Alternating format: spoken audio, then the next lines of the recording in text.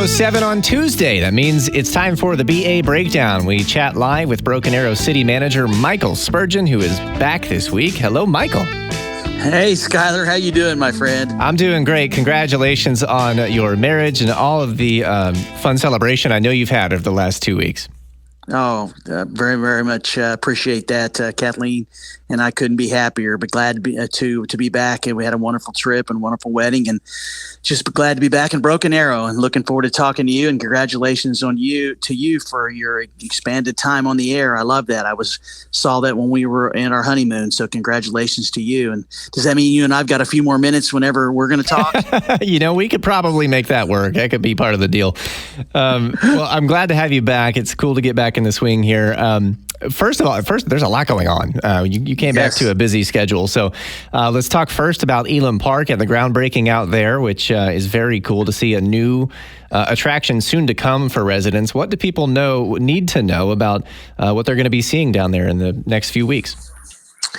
Well, back in 2018, the voters in Broken Arrow overwhelmingly passed in one of the propositions several $1 million of funding to do phase one of what we now know as Elam Park. And the name came from a recommendation from the Park Advisory Committee that was put together about 3 years ago as they were developing the master plan. And from that master plan, the committee recommended to the city council a phase one improvements, which we actually did the groundbreaking yesterday. It's going to be about 5 acres is phase one consists of. You're looking at what's going to be an amazing adaptive playground, the related restroom facilities, a shaded grove area for passive recreation, and all the amenities necessary for parking and access and so forth. That's a $4.3 million contract that the council awarded, and we should see work start probably in the next few weeks, and it should be finished about this time next year. There's a lot of growth in BA as far as residential areas to the east and even areas to the south. Like in my part of town, it's kind of an older area. The houses just are what they are, but there's a lot of new building happening south of me and east of me. So it's cool to see that those folks, when people buy those homes or move in, they'll have more places to go. Absolutely. I mean, we looked at the community, and you have Ninos Park to the north, and then we have Central in your area of town, the central part of a community. And obviously, we want to make sure that the residents in our community and all parts of the community have the type of amenities that are near within just a short drive to them. And so this phase one, it's really a part of a larger project, which hopefully in 2027 will ask the voters for some additional funding for what could be the traditional community center. And we're currently in the process of partnering with Broken Arrow Public Schools about the possibility of working with them on a natatorium with the funding they have for their swimming pool. So this could be a long-term project, and it's going to be an amazing. But right now we know phase one is coming, and it's for real. And I can tell you that once folks have a chance to be on the playground, all the kids are going to be able to get on it. I have no concerns that they're going to want to continue the great progress with additional bond funding in the future. And not too far from there is another project that's really been making a lot of progress lately. Speaking of growth and things for people on the south side of BA, they were really upset when the Reesers closed at New Orleans and Elm, but there was always a long-term plan there, which was Reesers, as I understand it, committed to you guys at the city that they weren't going away. They were just going to be somewhere else, and that is at Aspen Ridge on Aspen, as it would be. So what's the progress out there? I know they're starting soon, about a week or so from now, right?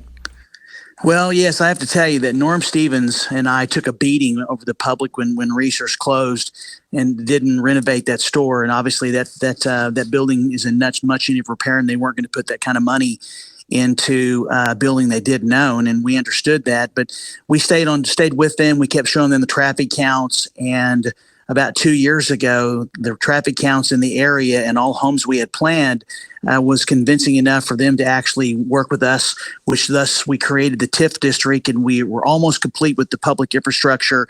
And we're so excited that they have committed to 63,000 square foot retail store that's going to have an additional outdoor space. We're going to do the ribbon cutting, the groundbreaking ceremony. I'm getting ahead of myself, next Tuesday. And we anticipate it'll probably early next year, 2024, that we will have that brand new store there. And that's just a large part of the 39 acres that the city is going to be developing. We've already had a number of announcements regarding Chipotle's, Come and Go, Dutch Brothers. And I found out just a couple of days ago that right now the developer has 16 letters of intent for rental spaces. Almost all of those businesses are national brands, and he's got 11 signed purchase agreements. And so it's coming. This is happening. We've asked the residents to be patient, and basically it's here, and I couldn't be happier. Michael Spurgeon, the Broken Arrow City Manager. We do this every Tuesday just after 5:05 on the KRMG Afternoon News. If you would, thank Mayor Wimpy and Chief Berryhill for sitting in for you those 2 weeks. We had a great time, but you should know Chief Berryhill committed you to riding on the new Mounted Patrol unit at least once. Oh, I would love to do that. I mean, that was an amazing idea that came from the membership and the department to do that, and we'll be rolling them out very soon. And I'm certainly going to try to do that. And just everyone needs to stay tuned, because I wouldn't be surprised if they're not a part of the State of the City later this year. That sounds like fun. I was just kidding about what he may or may not have committed you to, but I think we'll make that happen. Sounds fun. Michael, Sounds great. Sounds great. Have a great week. Okay, you too, Skylar. Talk to you next week.